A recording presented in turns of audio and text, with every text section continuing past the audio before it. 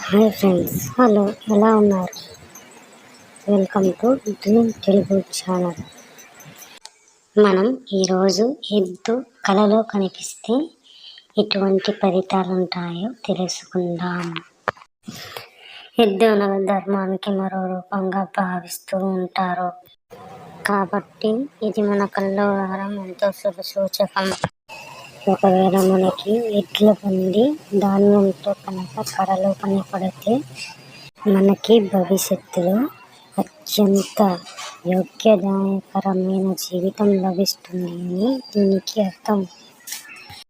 ఒకవేళ ఎద్దుతో ఆడుకున్నట్టు లేకపోతే దాని మీద స్వారీ చేస్తున్నట్టు కలగన్నా ఇది కూడా అత్యంత శుభకరమైన కళ. మీకు ఇక మీదట గతంలో ఆగిపోయిన పనులైనా, ఇప్పుడు చేస్తున్న పనులైనా, భవిష్యత్తులో చేయాలనుకున్న పనులైనా తొందరగా పూర్తవుతాయి.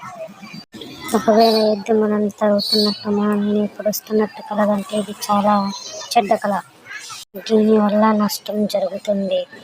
ఈ చెడు ప్రభావం మన పైన ఉండకూడదు అంటే పొద్దున్నే స్నానం చేసిన పిమ్మట గణేశుడిని పూజించి కొంచెం నైవేద్యం పెట్టి మనం దాన్ని స్వీకరించాలి. Thanks for watching. Like, share and subscribe.